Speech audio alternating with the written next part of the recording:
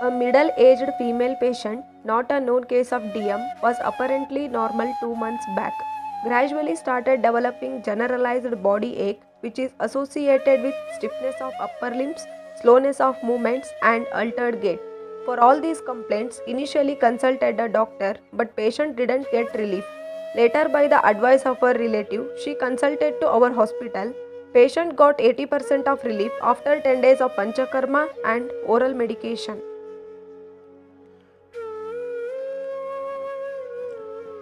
ನಾನು ಮಂಜುಳಾ ಕುಲಕರ್ಣಿ ಅಂತ ಸವಣೂರಿಂದ ಬಂದಿದ್ದೀನಿ. ಶಾಂತವೀರೇಶ್ವರ ಆಯುರ್ವೇದಿಕ್ ಕಾಲೇಜಿನಲ್ಲಿ ನಾನು ಚೆಕಪ್ ಮಾಡಿಸ್ಕೊಂಡಿದ್ದೀನಿ.